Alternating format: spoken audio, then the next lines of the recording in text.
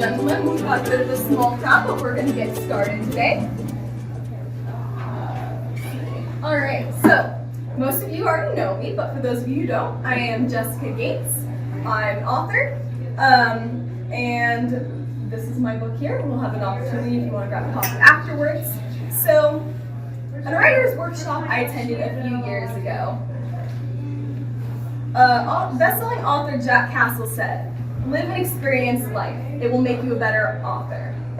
So I've always tried to live adventurously, whether as a martial artist, or an equestrian, or just shooting arrows into my hay bale.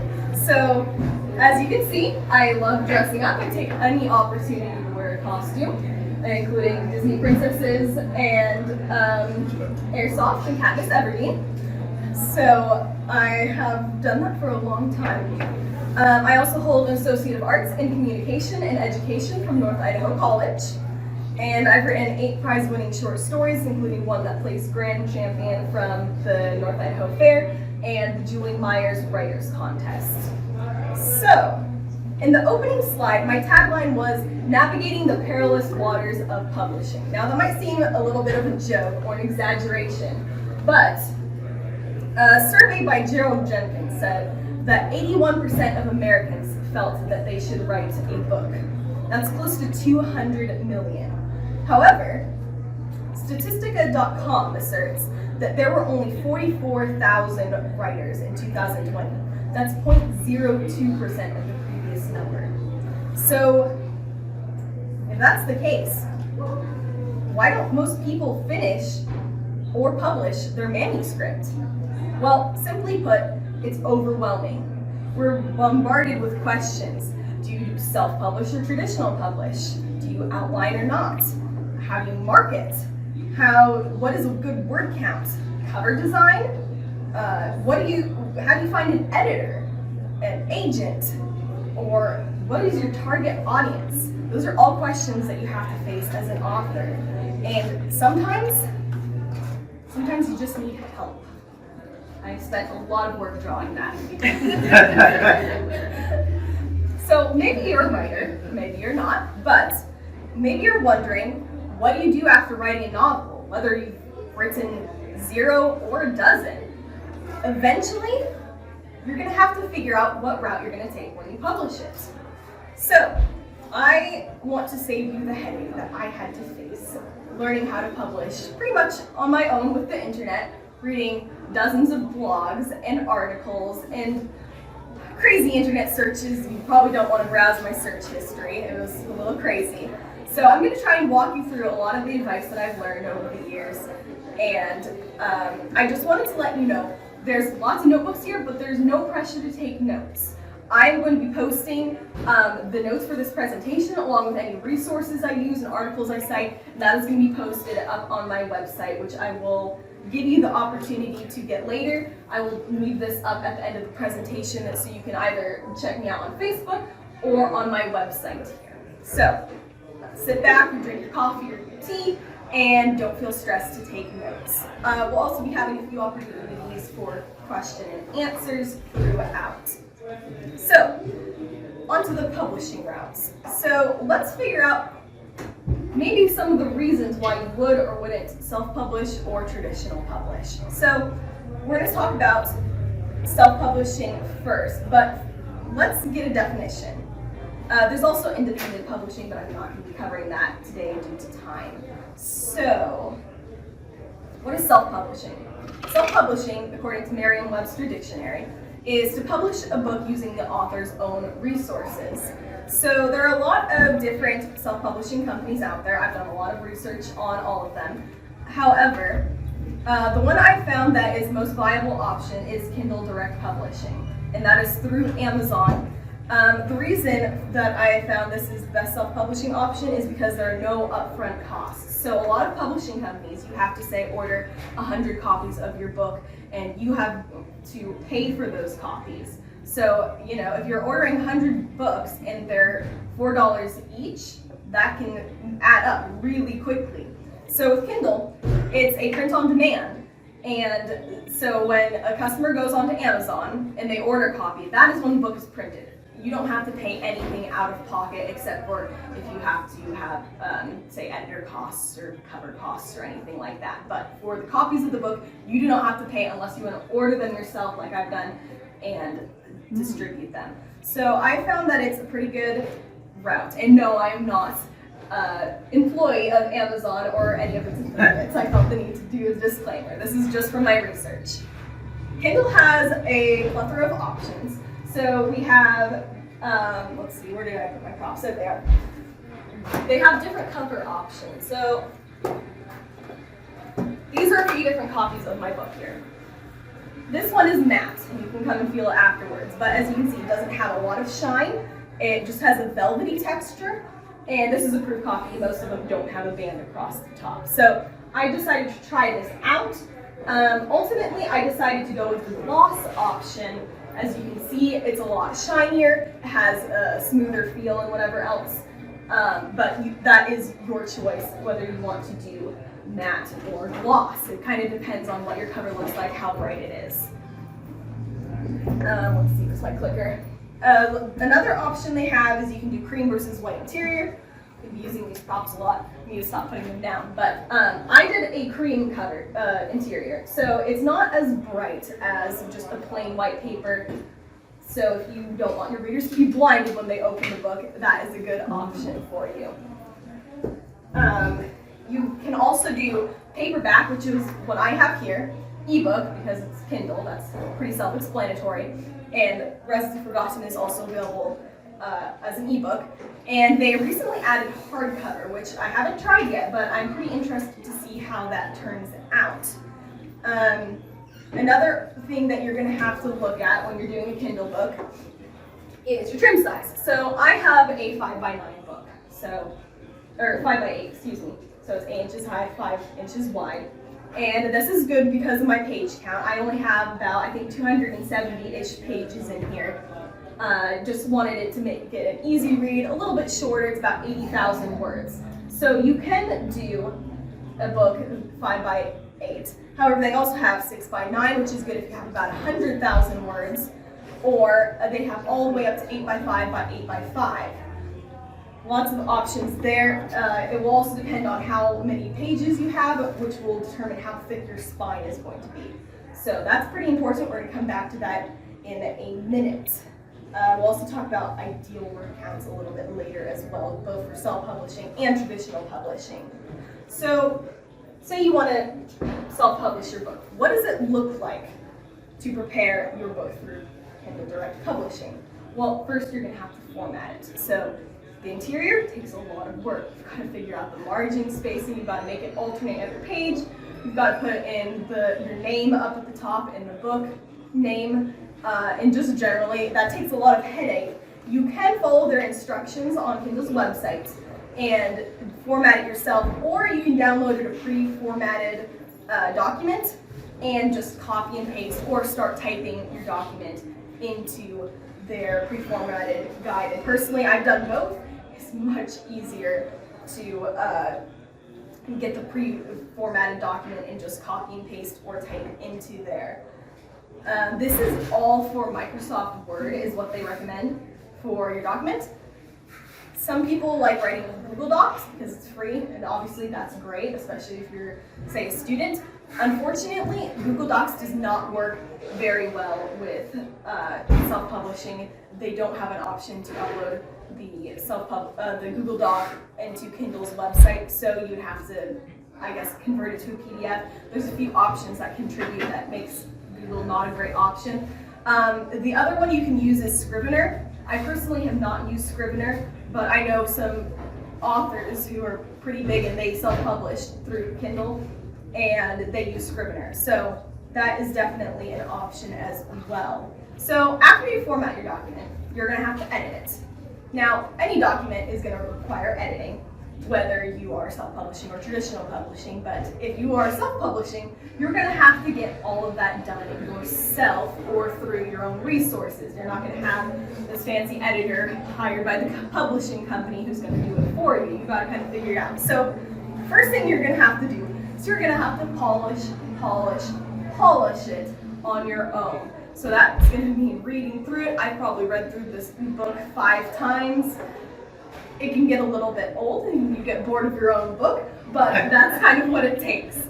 So what I recommend doing is if you are editing on your own, I recommend after you're writing the book, take a break for a couple of weeks, disconnect from the story, and then once you come back, your brain will kind of disconnect because your brain autofills. So say if you write, the girl had an umbrella. Well, you might have actually written, the girl had an umbrella, but when you read through it after just writing it, you're like, oh yeah, it says the girl had an umbrella. Unfortunately, that's what our brain does. So if you give it a little space between writing and editing, it helps you to disconnect a little bit from your story. But unfortunately, you can't do all the editing on your own. You're going to have some other people edit it. So I recommend having friends and family members read it if you can. I've had them catch a lot of errors that I have not been able to catch. And then they can also catch not only grammatical errors, but also plot errors and character inconsistencies. They're like, hey, you said your character was afraid of water in chapter 3, but in chapter 5, you said that they just plunged into the water. So what's up with that? Well, that's why it's good to have friends and family edit it. Come on in, take a seat wherever you'd like. There's right over here. All right, so after you have friends and families edit it, you're probably going to want to hire a professional editor. Unfortunately, unless you have like a family member who is either a professional editor or an English teacher. My grandma's an English teacher and my mom homeschooled me, so thankfully I had a lot of help in that area. But you can find competitively priced editor services online. Again, I'm going to be listing a few resources for editors if you hop onto my website after this presentation, and I'll give you some recommendations. So, okay, you've edited your book. Yes? Should I just insert for the new ones that all the notes are going to be available? Yes, yeah, all the notes will be available on my website, thank you, after this presentation, and you can hop on there, there'll be some resources for you. So, after you've edited your novel, what's next? You're going to need a cover. That's huge. So, designing a cover, you have a few options through Kindle Direct Publishing, which is the self-publishing route that I took. One option is their cover creator. So cover creator is through their website. Once you've uploaded your document, you can use cover creator, and it's good, especially for those who are technically challenged, because it's pretty simple. You just paste your image. They have a few basic formats, as you can see where the title is and everything else. You can kind of adjust where that is. You can do some minimal font changes, but generally it's a pretty strict layout. Thankfully, it does calculate your spine width. We mentioned that earlier. The spine is based on how many pages you have in your book. So cover creator will figure that out and place your title right in the middle of the spine, which is really helpful. Generally though, I do not prefer cover creator. So this is the original book that I did just for like some friends and family a few years ago. It was supposed to just be kind of like, okay, I want a copy of my book, so it wasn't as much like, oh, I'm going to bring this to different bookstores, and I'm going to try and really market this. So anyways, it doesn't look as good, and as you can see, this one's seen a lot of love.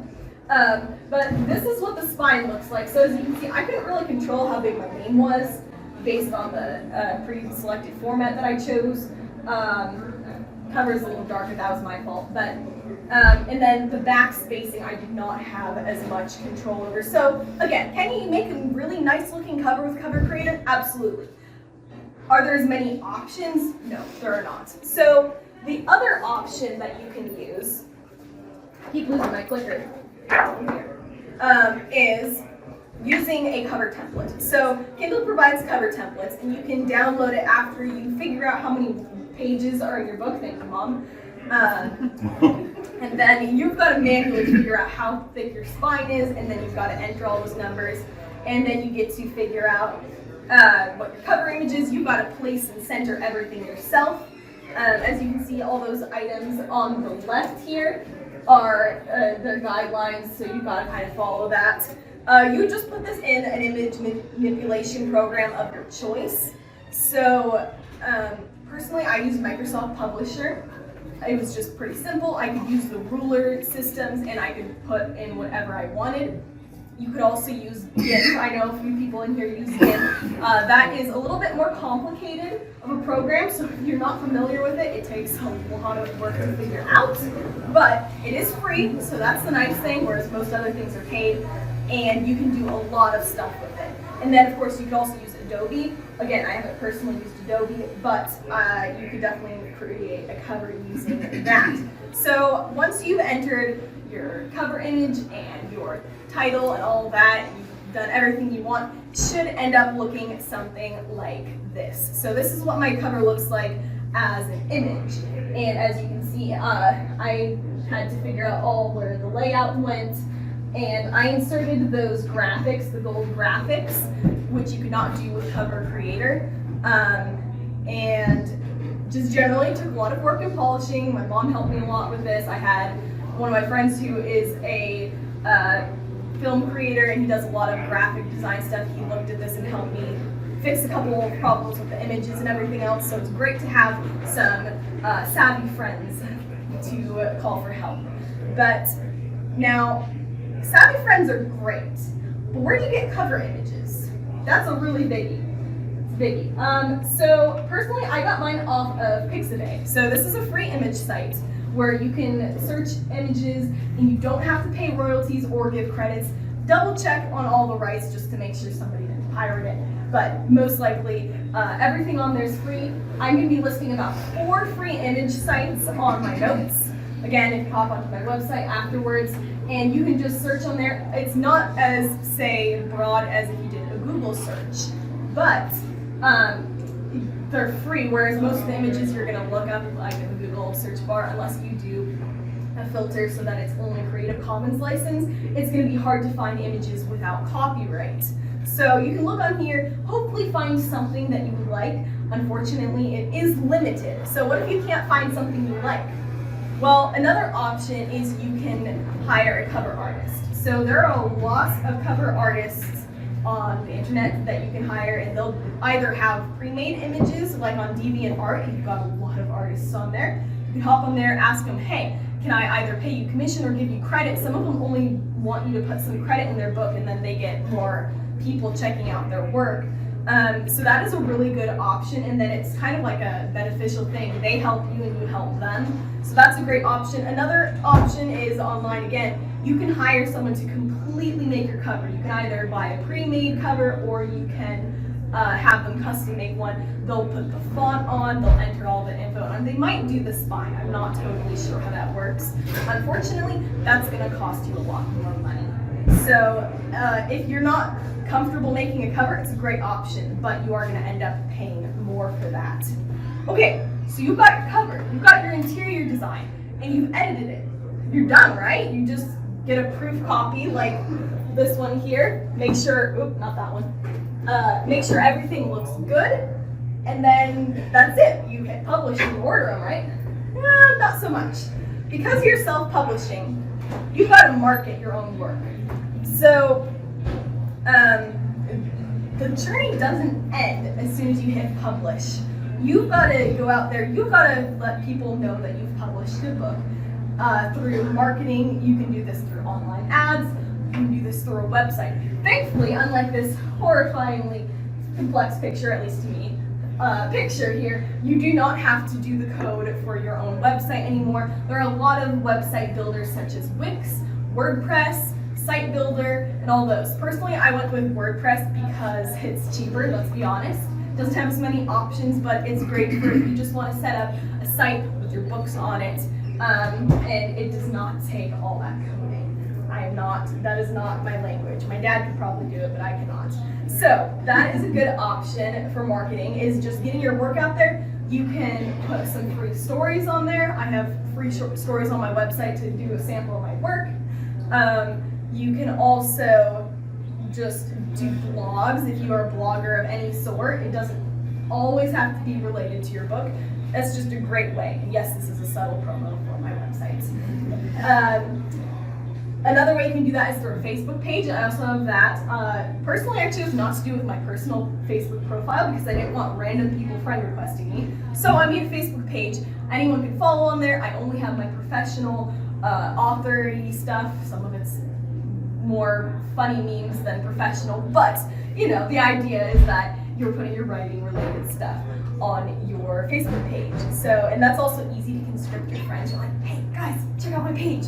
A lot of you here know me from my, well, you don't know me from, but you are here because of my author Facebook page.